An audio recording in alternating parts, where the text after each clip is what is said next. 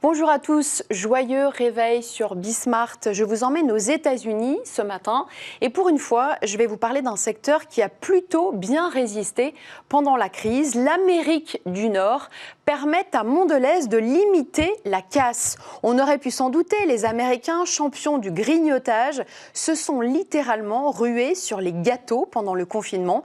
Les ventes d'Oreo ou de Lu, les marques phares du groupe, se sont envolées en hausse de 17% au deuxième trimestre 2020 par rapport à un an plus tôt. Merci les Américains parce que partout ailleurs, le groupe Mondelez voit ses ventes chuter, notamment en Amérique du Sud où elles dégringolent. De manière générale, les pays développés ont davantage plébiscité les goûters sucrés que les autres pendant le confinement.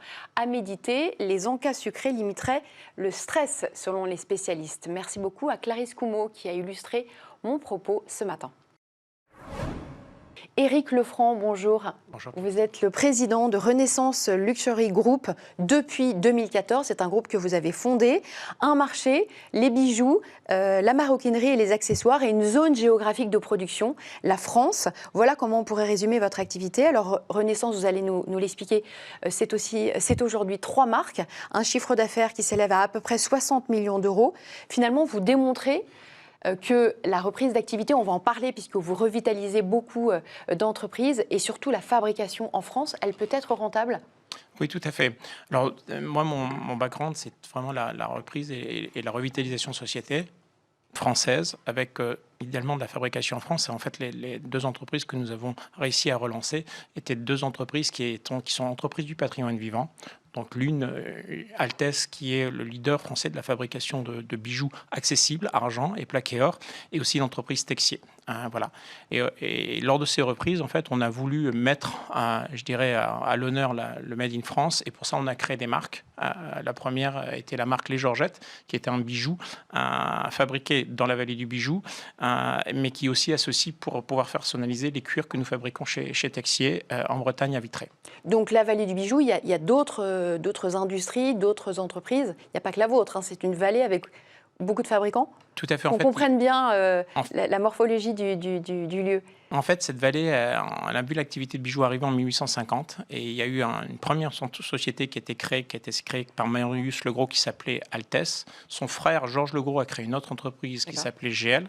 Ces deux entreprises ont grandi pendant un siècle et il y a eu aussi plein de sous-traitants ou d'autres entreprises qui ont grandi autour de GL et d'Altesse. À un moment, ça comptait à peu près 1200 personnes. Alors, votre entreprise aujourd'hui, Renaissance parce que Renaissance, évidemment, elle s'appuie sur donc 2 piliers, à la fois la croissance externe avec le rachat d'entreprises en difficulté et la croissance organique, puisque vous créez des marques. Intéressons-nous d'abord à la revitalisation. Comment est-ce que ça se passe ? Vous observez une marque qui ne fonctionne pas très bien et vous la rachetez, c'est ça ? Quelles sont les difficultés que vous devez surmonter ? Alors en fait, nous, on s'intéresse en fait à des marques qui ont un savoir-faire en France, donc l'entreprise du patrimoine vivant, qui ont un challenge de repositionnement de la marque. Par exemple, chez Altesse, en fait, la société était restée sur du bijou générique. Et à partir de ce moment-là, donc du no-name, mais ce n'était pas valorisé. Et donc elle s'est vue menacée par toute l'arrivée de bijoux en provenance d'Asie. Et donc nous, en fait, on a contourné le problème en mettant en œuvre un bijou qui était totalement innovant. On a déposé des brevets avec les Georgettes et où on met en évidence aussi ce Made in France, cette fabrication française. Alors le Made in France, c'est quoi un bijou innovant ? Un bijou innovant, dans le cas des Georgettes, c'est un bijou où on a le bijou qui vient se couvrir d'une manchette, d'un cuir.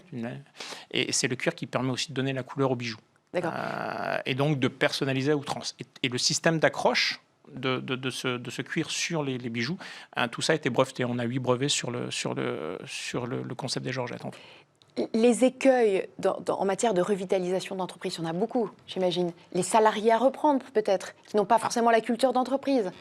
Il y a chaque entreprise un challenge. Bon, alors déjà, il faut réussir de manière générale, il faut réussir à construire sur les forces de cette entreprise et puis aussi à redonner l'espoir aux salariés. Dans le cas d'Altesse, la grosse difficulté a été de reconstruire cette activité et de réussir à revaloriser ce Made in France. Et donc, on l'a fait par la création de marques. pour pouvoir mettre en évidence, on l'a fait aussi par une belle industrialisation. On est capable aujourd'hui de produire en France à des coûts qui sont tout à fait compétitifs par rapport à d'autres producteurs étrangers. Dans d'autres industries, on trouve d'autres voies. Par exemple, sur Texier, on a développé l'activité de sous-traitance pour le luxe. Quel est le poids du marché de l'hygiène intime aujourd'hui? Vous avez une idée du... Alors c'est à peu près, c'est un marché qui est évidemment en croissance. Il représente à peu près 50 milliards dans le monde. Donc en France, c'est à peu près 500 millions.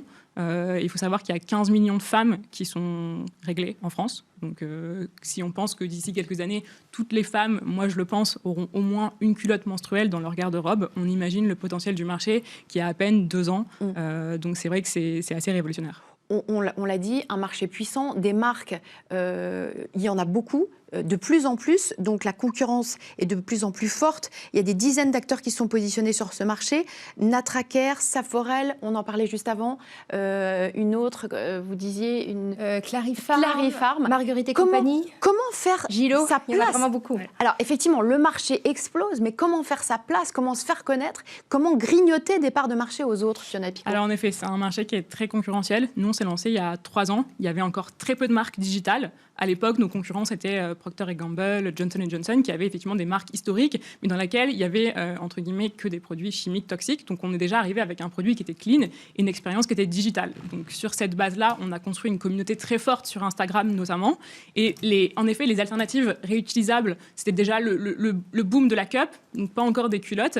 Alors nous, on essaye de mettre en avant en tout cas des convictions fortes, notamment pour le Made in France, quand c'est possible. Donc c'est les choix qu'on a fait pour les coupes menstruelles et les culottes menstruelles. C'était pas possible malheureusement sur les tampons et les serviettes en coton. Alors c'est ça, parce que vous quand même, vous fabriquez à Barcelone au tampon bio, c'est pas très éthique à l'heure du Made in France. Alors moi je l'assume entièrement dans le sens... Pourquoi?